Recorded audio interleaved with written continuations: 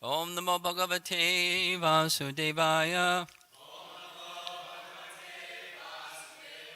Om Namo Bhagavate Vasudevaya. Om Namo Bhagavate Vasudevaya. Sa Esha Bhagavan Dronaha Prajaprupena Vartate Tasyatmanoridham Patnya. Where's it break? Nanu Vagad Virashu Kripi. Try again. Sa Esha Bhagavan Dronaha Prajarupena Vartate Tasyatmanodham Patnyaste Nanvagad Virasu Kripi.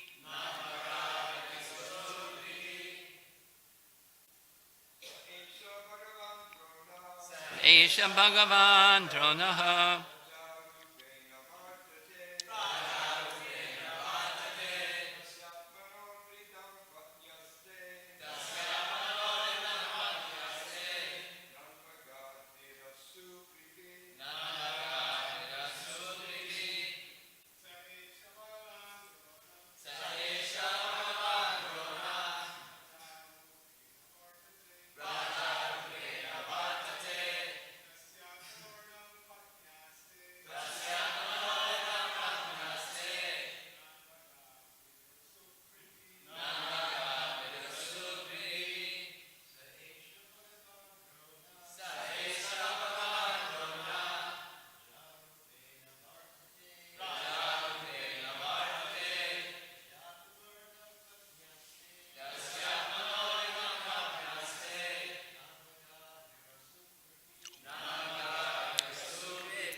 Ladies.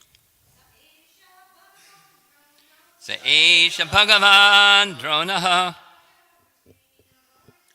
Prajarupena Vartate Tasyatmanodham Patnyaste Nanvagad Virashu Kripi. Sa Esha Bhagavan Drona Prajarupena Vartate Tasyatmanodham Patnyaste Nanvagad Viraso Kripi. Sa Esha Bhagavan Dronaha Prajarupena Vartate Tasyatmanodham Patnyaste Saha He Eshaha certainly Bhagavan Lord Dronaha Dronacharya Prajarupena in the form of his son Ashvatthama. Vartate is existing. Tasya his. Atmanaha of the body. Ardham half. Patni wife. Aste living. Na not. Angavat undertook. Viraso having the son present. Kripi the sister of Kripacharya. Translation, he, Dronacharya, is certainly still existing, being represented by his son. His wife, Kripi, did not undergo sati with him because she had a son. Purport. The wife of Dronacharya, Kripi, is the sister of Kripacharya, a devoted wife, who is, according to revealed scripture, the better half of her husband, is justified in embracing voluntary death along with her husband if she is without issue. But in the case of the wife of Dronacharya, she did not undergo such a trial because she had her son, the representative of her husband. A widow is a widow only in name, if there is a son of her husband existing. So in either case, Ashvatthama was the representative of Dronacharya, and therefore killing Ashvatthama would be like killing Dronacharya. That was the argument of Draupadi against the killing of Ashvatthama.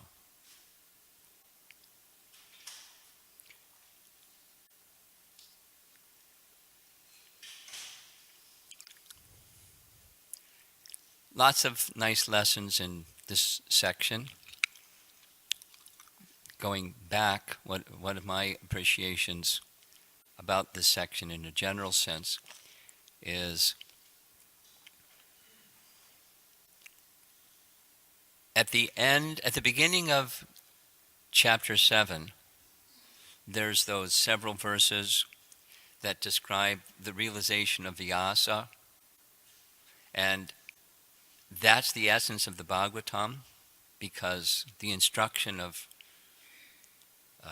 Narada to Vyasa was sit in trance, whatever you realize, that be the next literature that you compose, or basically the second edition of Bhagavad Purana, the earlier edition being much shorter, and not satisfying to Vyasa. So you want it satisfying, you need to glorify the personality of Godhead.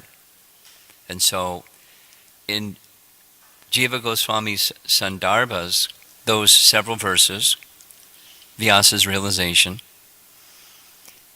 they're referred to again and again and again because they're foundational. You can say the whole of the Bhagavatam is in those few verses, and the rest of the Bhagavatam is expanding, because that's what Vyasa did. He expanded on that realization. And then, beginning of this chapter, we hear that after compiling Srimad Bhagavatam, he taught it to his son, Shukadev, and the sages headed by Bhrigu say, hey, wait a minute. He was perfected being. He was beyond needing to study anything. So why did he study anything? And then the Atmarama verse. That is, the literature, the Srimad Bhagavatam that Vyasa compiled, is a Paramahansa literature. It's for Atmaramas. And it's for the rest of us too. It's for everybody and everybody in between. It's for everybody. But it's transcendental literature, meaning there's not a touch of anything material in the whole literature. That was the assignment given by Narada, and Vyasa did it. That's the Bhagavatam.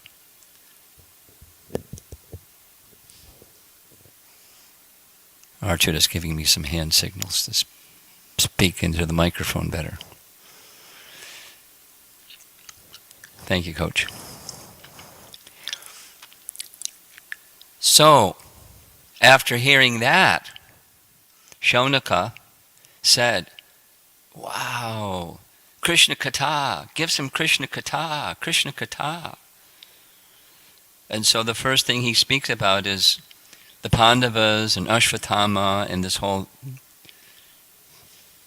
complex, perplexing circumstance. And then Prabhupada asks the question in the purport. They asked for Krishna Katha, was he talking about the Pandavas? And the answer is because talking about the Pandavas is Krishna Katha. And then specifically, of all the things you could speak about the Pandavas, it's this. It's how to do, how to follow Krishna's instructions, how to do what Krishna wants. Well, you have to know what Krishna wants. And Arjuna passed a test that comes towards the end. He knew what Krishna wanted, even though Krishna said, kill him. Krishna wanted what Arjuna did. Thus, Prabhupada explains, Krishna was showing the very exalted nature of Arjuna. He knew what Krishna wanted. Even though Krishna said that, he did this, because that's what Krishna wanted. Now, we don't have that capacity. When Krishna says this, we do this. And Krishna says that, we do that. We don't do it the other way. But Arjuna has that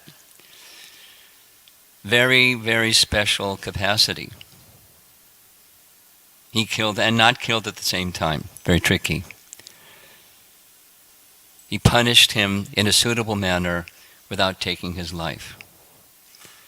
Now going back a little bit, then comes, so the whole of Bhagavad Gita starts with, what's my duty? Yes? And the whole of the Bhagavatam, chapter 19, canto 1, what's my duty? Now, Kali Yuga people don't think like that. Like, what's my duty? They think, what's right? And they don't think you decide what's right based on what duty is. Like, Scripture. We're guided by Scripture. That's described very nicely in the first canto and other places. Nice explanation, metaphor. Just like a bull, very powerful animal, is controlled by a little ring in his nose. And the person that manages to put a ring in the nose of the bull, maybe when he's really little or something, so he can do it without getting kicked. A little pull on this side, he goes this way. Little pull on that side, he goes that way. I learned something from Varsana Maharaj. He had trained animals to plow fields when he is outside the field by the ghee and the ha, the call, the sound. Because when they, after pull this way, they hear ghee, they pull that way, hear ha, they know left and right, or stop and go, and turn around. There's different, I don't know the animal training language, but there's language that the animals can then learn. And he would describe, you stand at the fence, and the animal would go up and down and plow the rows, just with sound signals. So that's how an animal is controlled by sound. And the human form, Prabhupada gives this, the Bhagavatam gives this comparison. A person who's controlled by the Vedas voluntarily submits to the commands of the Vedas. That's Varnashram, Daivi Varnashram, for the pleasure of Krishna, but controlled by Dharma, Daivi Varnashram. Now going back a few verses, Prabhupada explains it very clearly. Krishna and Arjuna had already determined what's Dharma. They stated it. They were right. And then Draupadi comes back and says what Prabhupada explained in the purport, something that's custom.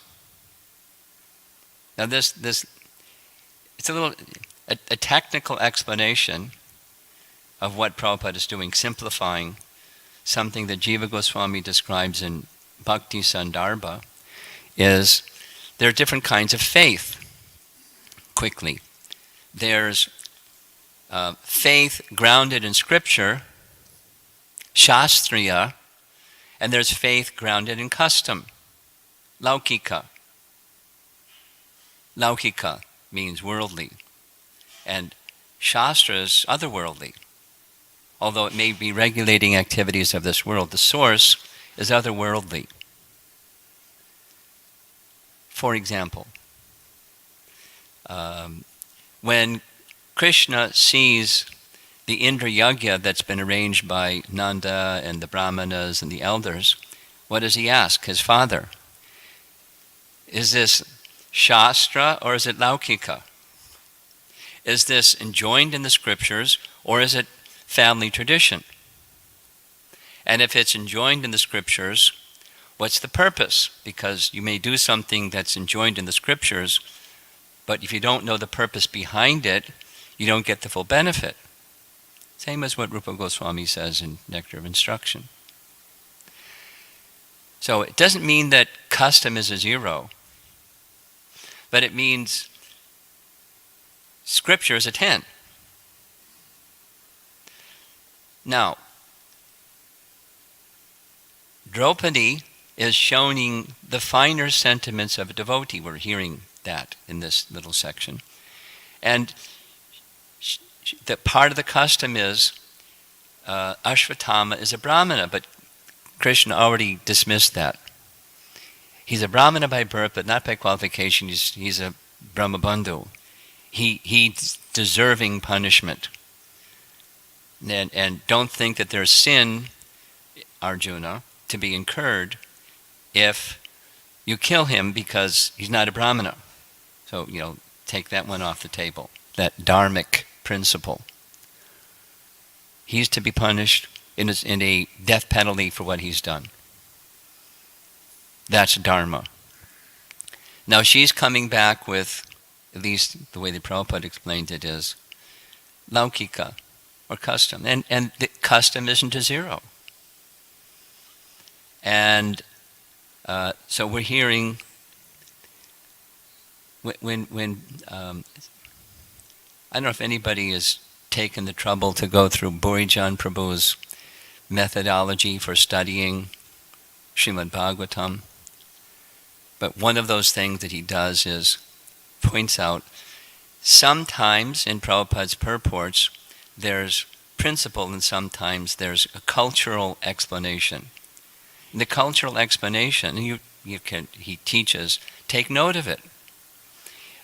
However, it doesn't have the same strength as something that is enjoined in the Vedas. So she's speaking of something that's enjoined in the Vedas.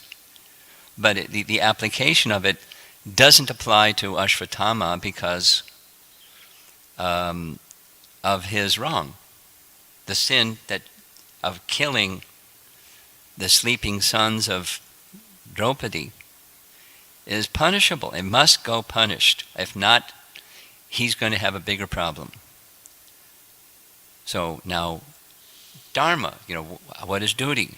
How do you handle? We meet those situations. How do you handle a situation? It's not just, somebody in the president's role that has all these complicated things that come up and has to make some decision about, okay, what do we do with this or that? The Prabhus also have to make some decisions, and the Matajis have to make some decisions about what's appropriate. And it's important to know what Scripture says. Then we can repose our faith there. And it's important to know what cultural principles are, because we also need to adjust things according to time, place, and circumstance, acknowledging the culture. So now we're hearing this culture that Draupadi's presenting here, and that is Ashvatthama. Prabhupada's explaining it nicely. Ashvatthama is the son of Drona. And Kripi didn't perform the sati ritual of entering into the funeral pyre of her husband because she had a son. So she's not technically a widow because she has a son. So she's not entitled to do that. So she didn't. Plus also, she's to be protected by her son, and she's to still be the mother of her son who's giving whatever sons are supposed to do to give protections to mother. It's just, that's a cultural matter. So, because Ashvatthama is alive, and although he's done this heinous act of killing, Draupadi speaking, my 5 sons, nonetheless, he's Drona's representative. And after all, Arjuna, you received training. This goes back to the same hesitation the Pandavas had, particularly Yudhisthira had, prior to the Kurukshetra battle. How can we fight against our teacher and our grandfather? You don't do that. You don't fight against your teacher. You don't fight against your grandfather. You don't do that. How can we do that? There's a little lesson. It connects to this. The lesson goes to another Mahabharata section. This is Mahabharata time this morning. So Mahabharata describes who did Bhishma Dev receive his training in military skill from? Parashuram. And Parashuram ordered, being petitioned. In fact, he came to Hastinapur with Amba and said, marry this girl. And Bhishma said, but Parashuram, you know I've taken a vow that I'll not marry. So how can you ask me to marry this girl? And Parashuram stood on a principle that if the disciple disobeys the spiritual master, he is to be admonished. So you're not following. He took exception to the fact that Grandfather Bhishma didn't say, yes, sir. Whatever you say, I'll do. And so he said, then you'll have to fight me. Who'd like to fight Parashuram, huh? No way. So then, listen carefully. The reference is, Bhishma Dev cites Vayu. I don't know exactly, Vayu Purana or somewhere, but he recites Vayu and says, there are 3 grounds by which one may disobey an instruction of the spiritual master. Now this is a shiksha relationship. We can assume maybe he gave him some mantras, etc., but certainly shiksha. And the 3 conditions, they're met in this case with 7th chapter, 1st canto. So when there is excessive vanity or pride, one need not follow a particular instruction. Or when the teacher, guru, becomes fallen, sensually lost. And so we also have some nice instruction given by one of Chaitanya Mahaprabhu's dear associates that explains if the disciple sees that, he should go to the spiritual master and appeal. My dear guru, get your act together, basically. You've gone off the center of the road. Please get back to the center of the road. So it should be done with submission and petition and appeal, respectfully. But if an instruction is coming from someone who is sensually out of whack, then the instruction need not be followed. And the third is what's relevant in this case with Bhishma, is if the guru gives instruction that goes against scripture, if it's adharmic instruction, then the instruction need not be followed. Like, go eat meat. Now, we have this very unusual, exceptional instruction or privilege given by Bhaktisiddhanta to those who went to England, even if you have to. We don't, doesn't apply to us. But when there's some instruction, then one need not follow that instruction if it's against the codes of Dharma. And so Bhishma said, sorry, Parashuram, I can't follow what you said. And if the only choice is that we'll fight, I'm ready. Let's go to Kurukshetra. And that way you can lay down your body and go back to Godhead. Whoa. His guru. So, they had this back and forth, you're proud and you're arrogant. But the irritation for Parshuram was his disciple was not following his instruction, which was not accordance with Scripture. He shouldn't have asked him to break his vow. Just not done. We know this from many places. Ramayana in particular. How strong was the word of Dasarath that he did the impossible because you don't break your word. You don't break your word. That's Dharma. Not only when you're a king. You give your word, keep your word.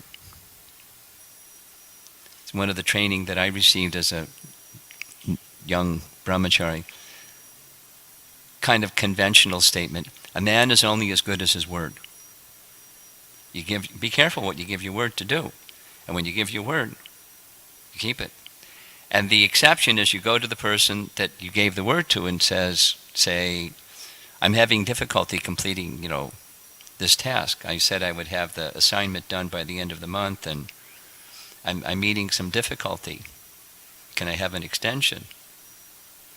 Like Prabhupada's instruction of completing Chaitanya Charitamrita by a certain date, and he meant it, for example. And if we can't do it in that time, then Prabhupada gave an extension, then okay. But if he doesn't give an extension, you keep your word. Get it? So. And that goes for life. Like, when we have interactions with each other, it's one of the lessons of trust. To build trust, you keep your word. The opposite. You don't keep your word, there's not trust. So keep your word. Be careful when you give your word, but don't break your word once you give your word. That's a cultural thing. It's not a dharmic.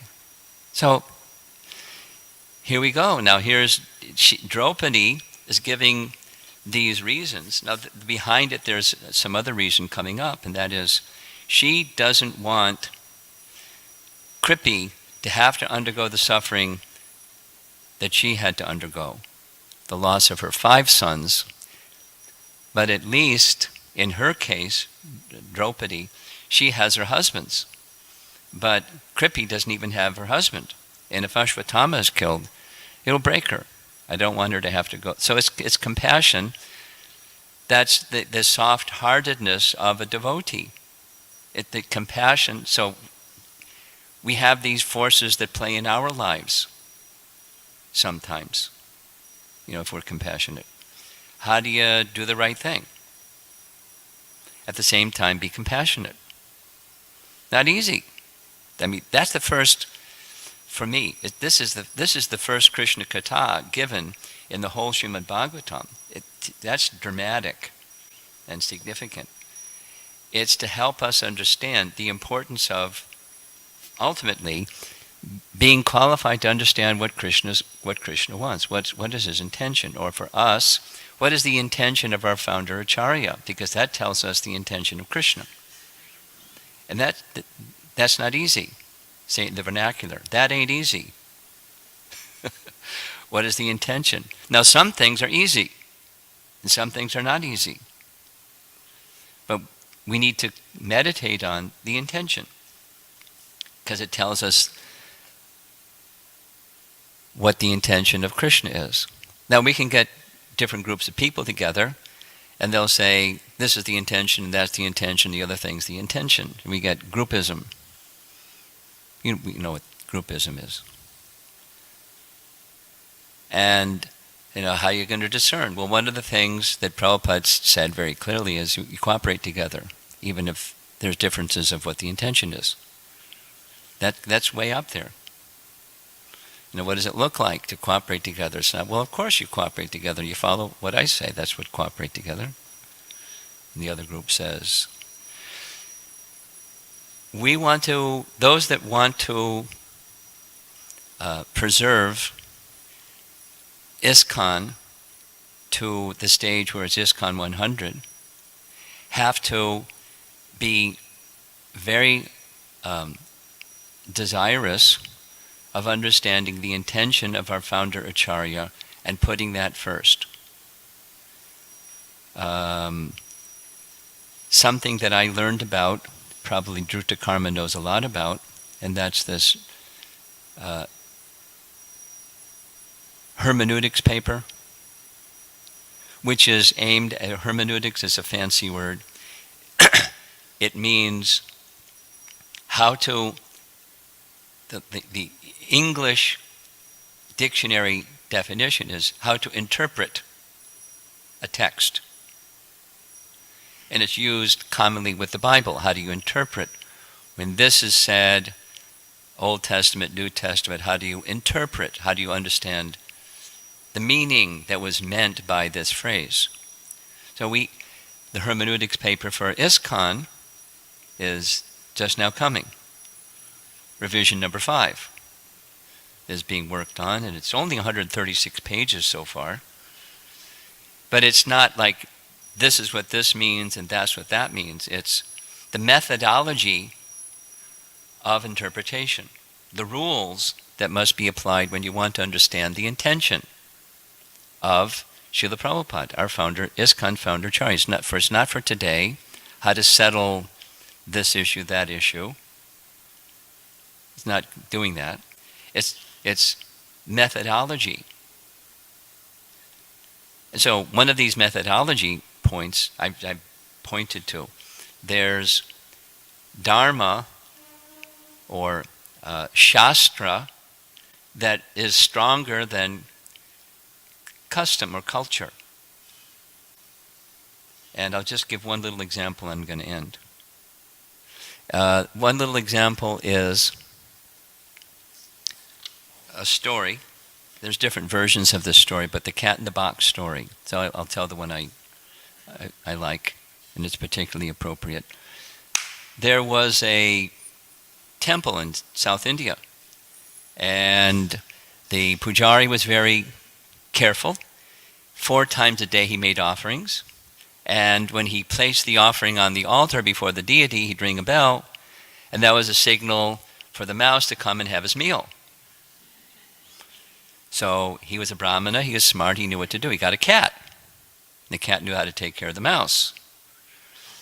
But then when he placed the offering before the deity and rang the bell, the cat would come and rub his legs against the Brahmana's legs, and he became contaminated. So he was smart, he's a Brahmana, he knew what to do. He got a box, and he put the cat in the box and put a string around the cat's neck and tied the string to a little post. And then he went on the altar and made the offering. And when the offering was done and removed, the cat could come out of the box. This went on for some time. And after he left his body, the successor thought, this is part of the ritual for making an offering to the deity. You got to get a black cat, put the black cat in the box, put a string around the neck, and tie that string to the post, and then you make the offering. Without reference to Scripture. So similarly, in ISKCON, just taking deity worship or any other thing that's part of ISKCON, if we don't know what Scripture says, let some time pass. Bhaktivinoda Thakur describes this specifically in his writings. This is where you get schisms. You get deviations because some group does it this way and they think that's the way to do it. Some group does it that way. It's not just deity worship, it's, do Krishna consciousness, or it's just historically shown that way. And then you get groupism. So go out over time. ISKCON has its diversity around the world. And how are you going to maintain unity in the midst of all this diversity? Devotees, we have to carefully study Prabhupada's books. We have to know what he said, and we have to know what the intention is behind what he said. Because otherwise we're going to get schisms. We're going to get fractured Hare Krishna movement. And it's already going on. I don't know how much it's going on over here in Los Angeles, but it's going on without details. We don't need a chronicle of how that's going on. And then go out over the next 25, 50 years and so on. But what do we need to do to keep that unity? certainly one of the things we need to do is we need to know what's in Prabhupada's books, and we need to know how to understand, or quote, interpret, how to understand the intention of our founder Acharya. No easy task, especially with diversity out there. The liberals and the conservatives and the moderates. It's in the world. So how are we going to maintain the unity? Read Prabhupada's books and carefully read the book and carefully try to understand the intention, the purpose behind our founder Acharya. Some things are easier, some things are in medium, and some things are more difficult. But that's the exercise.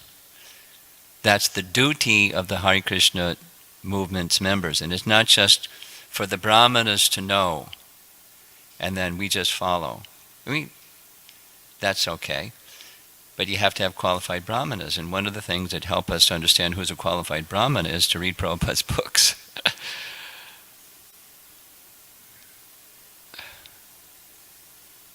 The principle of yad yad acharati shreshtas tat tat eve tarorjana. It's a Bhagavad Gita principle. But right here, the first lesson in Krishna Katha in the entire Srimad Bhagavatam is this one. It's giving us clues as to how to discern what's the right thing to do in a difficult circumstance, a contradictory circumstance, without detailing it further. So any discussion? We're already at quarter after. Archita, I see your hand first. Hi, Maharaj. Thank you very much for such a wonderful class. Very, very deep insight into issues. Now, this last point you made about reading Prabhupada's books. About reading Prabhupada's books. Yes. I think if you don't know the author, you can read the books and be against the author. Like we have on the internet right now. There are people who read Prabhupada's books, they find statements that they find objectionable, or they go to the movie. There was one guy who went to the movie here in LA and he wrote, this person, A.C. Bhaktivedanta Swami, is an anti-Semite, which is the biggest joke in the world. Most of Prabhupada's early disciples were Jews, and they took over leadership positions, etc., etc. But my point is, if you don't know the author, then even if you read the books, you can come to some weird conclusions. Sure. Well, an example is, just let me finish, Maharaj. An example is from Prabhupada himself. He said, the story of Shah Jahan and Aurangzeb, that book that was written about it, who is the actual star of that book? He said, if you don't know the author, you won't know. Some people think it's Shah Jahan, some people think it's Aurangzeb. But you have to ask the author because he wrote the book and he knows. Sure. So in this case, if you don't know the author, A.C. Bhaktivedanta Swami Prabhupada, you can read his books and come to some weird conclusions. There's other ways you can come to a weird conclusion besides you don't know the author. There's other ways. I can identify some of the other ways, even if you read Prabhupada's books. But, rather than going through those other ways, the audience I'm speaking to is the members of ISKCON. The Los Angeles Temple and whoever's out there in the live broadcast. I'm speaking to the devotee audience. And I agree. But there's other ways that you can get lost. But you have to read Prabhupada's books. Brigapati. Yeah, thank you, Maharaj. My question is following on from Archita's question and your discussion. Yeah. So what's the mechanism by which devotees can see if they're understanding what they're reading?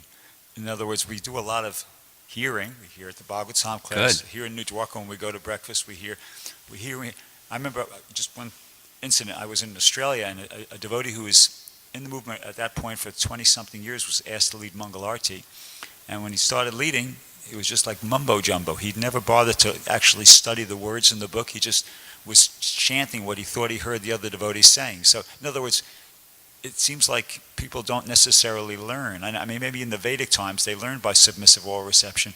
But, like, for instance, if you were to do a little quiz now and ask people what are the 3 main points of the class, I don't know how many people would be able to come up with 3 main points. So is there a bona fide way in which devotees can can see are they actually understanding what they're reading and be confirmed that their understanding is either correct or incorrect and has to be revised. That's the question. Well, there's probably multiple. You're asking for the or a. Give me multiple. It's okay. I'll take multiple. Well, one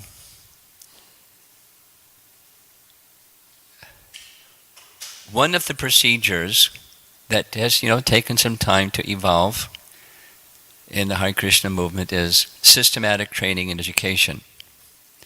And to have systematic training and education, you have to have a system. You have to have educators. And the educators need to be evaluated that they can give the education. So just like, here's an example. The ISKCON disciple course, as an example. So when setting it up, the persons that went through the exercise of, whatever it was, a year and a half, 2-year exercise of creating the curriculum, they very much wanted that the persons who would give the course had also completed the teacher training course part 1 and be evaluated by persons that had been evaluated to teach the teacher training course part 1. That was too challenging because there's some remote places in Malaysia and places where people just live on an island, and where are they going to go? And so there's exceptions, but just going back to your question, training and education, there's a structure and there's a way of certifying the educators. And institutionally, that's one of the recommendations of the Organization Development Committee. Have you heard about that? OrgDev used to meet here in Los Angeles, and now it's meeting in other places around just after Memorial Day weekend, that group of people. So, for example, Bhakti Vriksha, or you don't call it here Bhakti Vriksha, Namahata. Who's qualified to lead Namahata? Well, there's no standard. And, a Namahata over here, Namahata over there, Namahata over there. And they're training up people, and who knows what's going on. Unless there's a system. So Vas is cracking up. What's the system of certifying the Namahata leader before he becomes a Namahata leader? So he's given, the middle of the road. And not something that's, heading in the wrong direction. Because over time, even if it's 1 degree off, over time, you miss the target long term. And it's happening. So, training and education that has standards for the trainers. And they get certified before they start. Now, we're not there yet, but that's a system, in principle. And then persons that, the system needs to be refined over time and over time and over time and over time. But you start with a system that's gone through multiple revisions, and then every 3 years or 4 years or whatever it is, you look at the system and how is it working, does it need to be refined, the system, and then it applies to those persons that are doing the teaching. Now you probably have the experience, as do I, that, the first class, once upon a time we gave our first class. Nobody taught us what to do to give the first class. Nobody taught us how to be a temple president or how to be a GBC or, we just got pushed in the pool and see if the guy can swim. So now systems with curriculum and certifying. Just anecdotal. Savas may be interested in doing this, or somebody in the community. Try this one out. Bring in your brahmanas and have them recite the Gayatri mantras and see if they're still chanting the same mantras that they received so many years ago.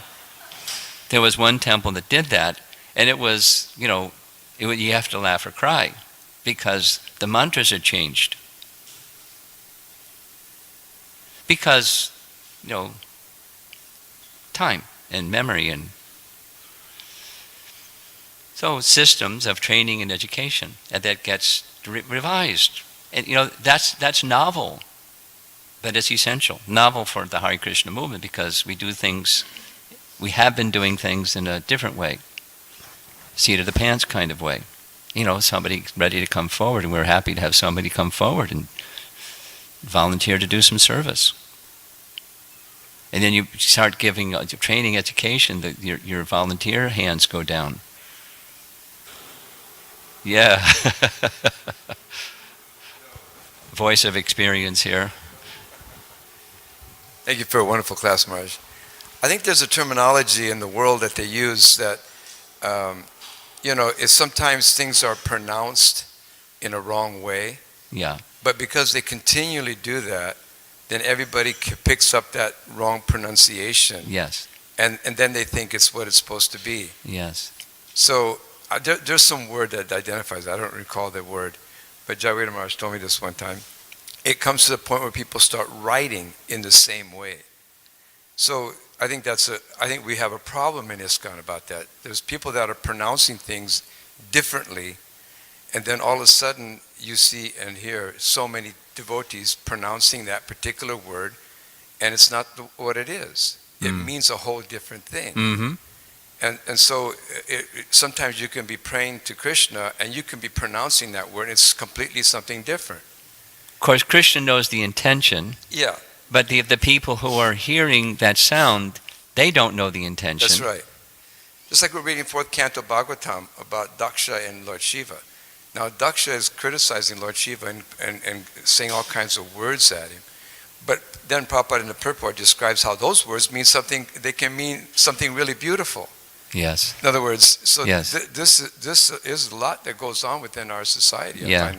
In a lot of levels, and it creates a lot of misunderstanding. Yeah. And take that out over time.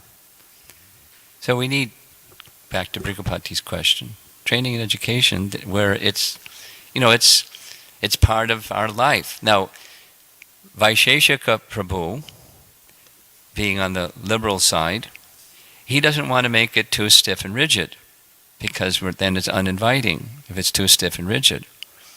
And this is one of the things that our leaders need to be, want to be inviting, at the same time maintain standards. It's one of the challenges of an organization that has lasted 50 years, and we want to see it last for another 50. It has to have growth. That means it has to be open, and then it also needs standards. That's one of the challenges of organization development. Yeah.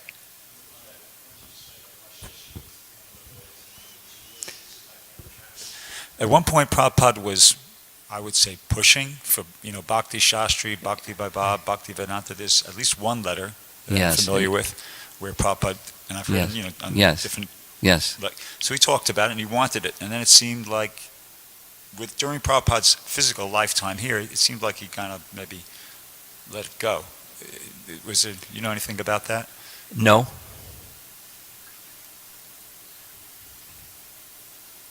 I don't have anything to say about that. Doesn't mean he didn't want it. Who knows? I don't know. Time, place, circumstance. Maybe he found it was, I don't know. Maybe so many maybes. Anything from the ladies' side? Yes, just go back there. Way in the back. Okay. I was just wondering, is there some Bhagavad Gita verse that says something about time and circumstances, according to time and circumstances? Yeah. Desha, Kala, and Patra. Time, place, and circumstance. Desha, Kala is time. Place, time, and circumstance. And so things need to be adjusted according to those three. You wouldn't happen to know what chapter it is? No. Okay. But you can look it up. Desha, Kala, and Patra. Patra. Okay, thank you. I may be pronouncing it wrong. But that's what I've heard. Desha and Kala, I'm sure of. Yes. Thank you, Maharaj. Just something comes in mind that also to understand Prabhupada's books, we have to actually apply the teachings in the Shastra and Because I witnessed actual teachers in the movement that have not experienced certain prescribed duties, and yet they will talk in a way that sounds contrary to what the Shastra prescribes. So Yeah. I would recommend that they at least apply it for 30 years or so, and then they can really speak about it. That's an option. There's other options. Well, also to have implicit faith in what the Shastra Oh, has yeah, said. and that doesn't take 30 years. But, you know, we're entitled to our perspective, and better to have a system where you have someone that's training, that knows what's what, and they help the person understand what's what, and then encourage them incrementally to apply what's what. That's called the Bhakti program. And we need Bhakti programs. And Bhakti programs don't have to wait for, the 30-year Bhakti to do significant service. But, it depends on the Bhakti. It depends on the Bhakti leader. Also, it depends on what they're being asked to do. Thank you very much. Srila Prabhupada Ki Jai.